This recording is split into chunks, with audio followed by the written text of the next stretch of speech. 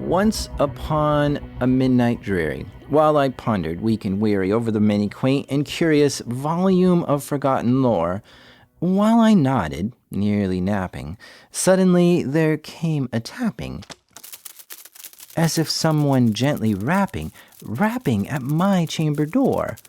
"'Tis some visitor," I muttered, "tapping at my chamber door. Only this, and nothing more." Distinctly I remember, it was in the bleak December, and each separate dying ember wrought its ghost upon the floor.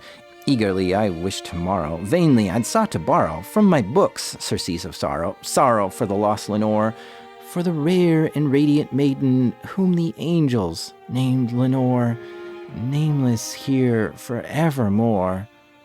And the silken, sad, uncertain rustling of each purple curtain thrilled me, filled me with fantastic terrors never felt before, so that now, to still the beating of my heart, I stood repeating, "'Tis some visitor entreating entrance at my chamber door, some late visitor entreating entrance at my chamber door. This it is, and nothing more." Presently, my soul grew stronger, hesitating then no longer. "Sir," said I, "or madame, truly your forgiveness I implore. You see, the fact is, I was napping, and so gently you came rapping, and so faintly you came tapping at my chamber door. This I scarce was sure I heard you. Here I opened wide the door, but darkness there, and nothing more. Deep into the darkness peering, long I stood there, wondering, fearing, doubting, dreaming dreams no mortal ever dared to dream before.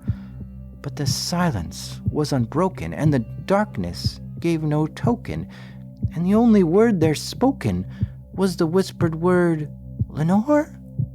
This I whispered, as an echo murmured back the word, 'Lenore?' Merely this, and nothing more. Back into my chambers turning, all my soul within me burning, soon I heard again a tapping, somewhat louder than before.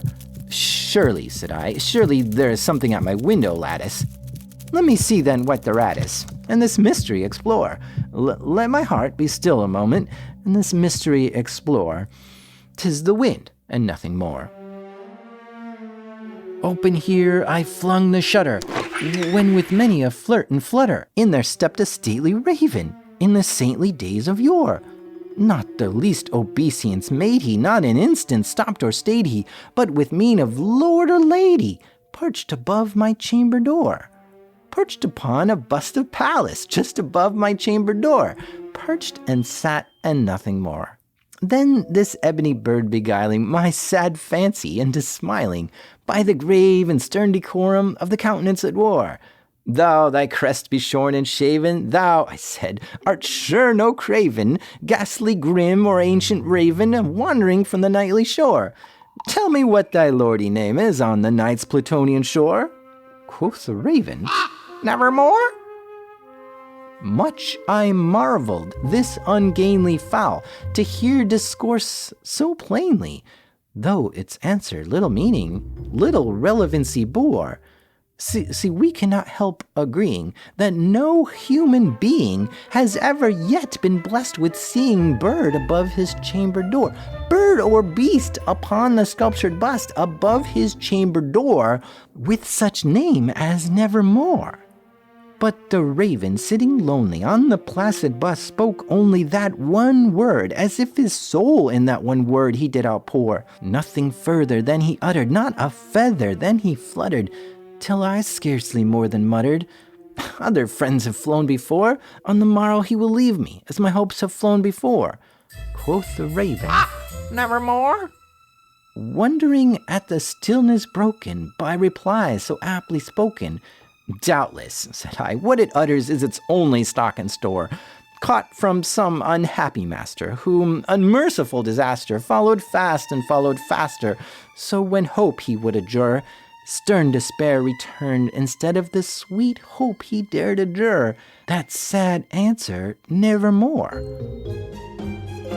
But the ravens still beguiling my sad fancy into smiling, straight I wheeled a cushioned seat in front of bird and bust and door, and upon the velvet sinking I betook myself to linking fancy unto fancy, thinking what this ominous bird of yore, what this grim, ungainly, ghastly, gaunt, and ominous bird of yore meant in croaking nevermore. This I sat engaged in guessing, but no syllable expressing to the fowl whose fury eyes now burned into my bosom's core. This and more I sat divining, with my head at ease reclining, on the cushion's velvet lining, with the lamplight gloated o'er. But whose velvet violet lining, with the lamplight gloated o'er, shall she press? Ah, nevermore! Then methought the air grew denser, perfumed from an unseen censer, swung by angels whose faint footfalls now tinkled on the tufted floor. Wretch, I cried, the god has lent thee, by thy angels he has sent thee. Respite, respite, and nepenthe from my memories of Lenore. Let me quaff this kind nepenthe and forget thy lost Lenore. Quoth the raven, nevermore. Prophet, said I, thing of evil, prophet still of bird or devil, whether tempest sent or whether tempest tossed thee here ashore, desolate yet all undaunted, on this desert land enchanted, on this home by horror haunted, tell me truly, I implore, is there balm in Gilead?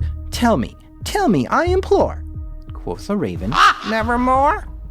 Prophet, said I, thing of evil, prophet still, of bird or devil, by that heaven that bends above us, by that God we both adore, tell this soul with sorrow laden, if within the distant Aden it shall clasp a sainted maiden, whom the angels name Lenore, clasp a rare and radiant maiden, whom the angels name Lenore. Quoth the raven, nevermore. Be that word or sign of parting, bird or friend, I shrieked, upstarting, get thee back into the tempest and the night's Plutonian shore. Leave no black plume as a token of that lie thy soul has spoken. Leave my loneliness unbroken and quit the bust above my door. Take thy beak from out my heart and take thy form from off my door. Quoth the raven, nevermore. And the raven never flitting, still and sitting on the pallid bust of Pallas just above my chamber door. And his eyes have all the seeming of a demon that is dreaming, and the lamplight o'er him streaming throws his shadow on the floor. And my soul from out that shadow that lies floating on the floor shall be lifted nevermore.